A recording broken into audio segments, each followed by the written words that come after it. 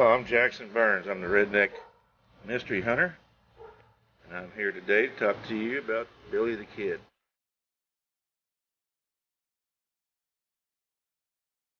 Now, Billy the Kid went by several names.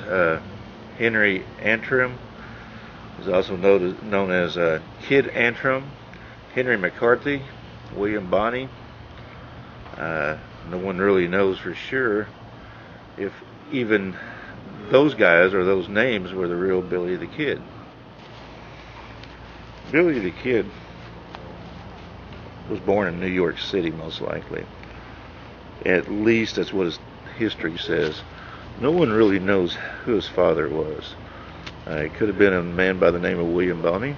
It could have been a guy by the name of Patrick Henry McCarthy, or even a fellow by the name of Michael McCarthy. Most likely Irish. It was said that his mother was Catherine McCarthy. Nobody really knows too much about her. They said that she was probably born in Ireland.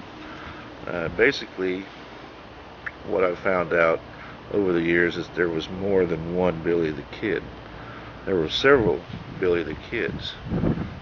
Billy Claiborne, who was in Arizona and Tombstone, was shot by Buckskin Frank Leslie after Leslie refused to call him Billy the Kid.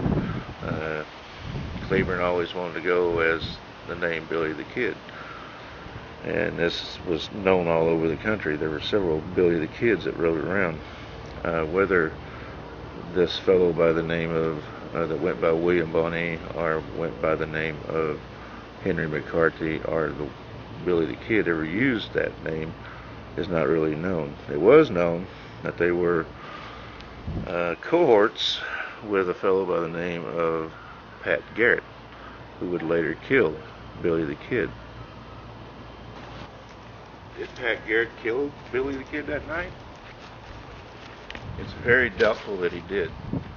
It's thought that he killed possibly a Mexican friend of Billy the Kid.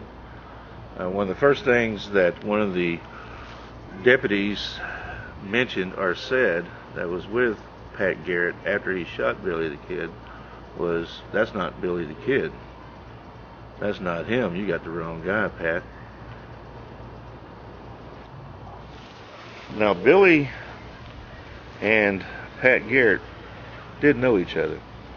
One was known as Little Casino, and then Billy the Kid was known as Little Casino, and Pat Garret was known as Big Casino, because they used to pal around a little bit there in Lincoln and the surrounding area.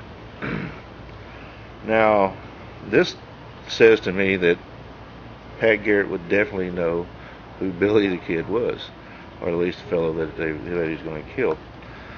What they said happened, there's two different versions of what happened that night.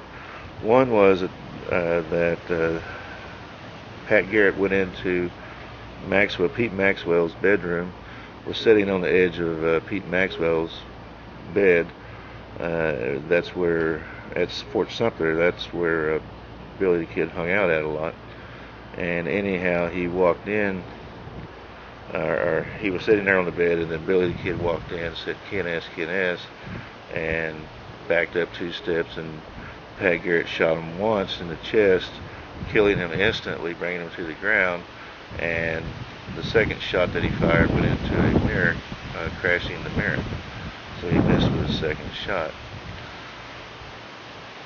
Never really know what's going on there, but Billy fell inside the house, not outside, and in the doorway he had a butcher knife in one hand and possibly a stake in the other. It was thought that he was going to cut himself some steak, and he had left his girlfriend's, who was also there. And that's the other story. The other story was written later by one of the deputies, the same deputy who said that you shot the wrong man, Pat. Later wrote in his memoirs that they had went into the girlfriend's room, tied her up, and hid behind her bed as Billy walked in, and then they shot him. It was known that they buried him the next day. The Mexican girls and women took Billy out and cleaned his body, and then the next day he was buried between two of his friends.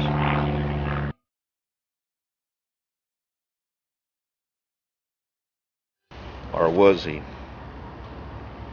Later on, as time went on, a guy popped up by the name of Olli L Roberts. Now, Olli was a unique fellow. There were people that actually witnessed him or saw him that rode with Billy the Kid, actually saw him and said that this is the same guy. In 1941, he was walking down a street in Hico, Texas, and an ex-sheriff or lawman came out who was walking with his two sons, came out and said, "Whoa, stop right there. McCarty," or William Bonney, and called him by several names, Billy the Kid and everything else. And he said, "That's Billy the Kid," and chased him down the street until he was restrained by his two sons until the day that man died. Until he died, he always said that that was Billy the Kid, and they lived there in Hico, Texas. No, he was known, Olli was known as Brushy Bill Roberts. And his story was that he actually was Billy the Kid. There were bullet scars. He had scars on his body that matched exactly to Billy the Kid. Now, Olli L Roberts took the name of his cousin who had died, Olli P Roberts, and they switched identities. Or it might have been Olli P switched identity to Olli L. I can't remember. That's confusing whenever you get into that part of his story. Anyhow, he switched identities with one of his dead cousins, Olli P, Olli L, and so from then on he was known as Olli L. However, his sister said that he couldn't have been Billy the Kid because of she would know the difference between her brother and her cousin. So whichever is whatever. But he did know a lot of stories about the Old West, about the Lincoln County Wars that Billy was the Kid was associated with, and knew way more than Billy the Kid would ever thought about. Now, Brushy Bill Roberts was contacted by a paralegal later on, a guy by the name of Morrison, I believe it was. I'm not so sure about that name, but he was contacted by a paralegal who wrote the story about him, and actually he believed that he was actually Billy the Kid, that Olli P, Olli L, Brushy Bill was actually Billy the Kid. Now, this is depicted in the movie Young Guns 2, as Emilio Estevez is portraying Brushy Bill Roberts, who reverses back into Billy the Kid. This could very well be. Now, it was claimed that he said that Catherine Atrim, who was Billy the Kid's mother, who the two cops are trying to get DNA analysis from her body, was actually related by marriage, was only an aunt, and that the Billy the Kid, or the brother, I can't remember what his name is, Antrim, was basically his cousin. Billy's supposedly half brother was actually Olli's cousin, and so he was related to them that way. But he's not the only one. There's another one. There's a fellow by the name of John Miller. And this cat, they seem to think he might be the real Billy. Now, no one ever heard of this John Miller before. There's no indication of him being in any kind of records before August of 1881, the year, or well, a couple of months before or after Billy was killed.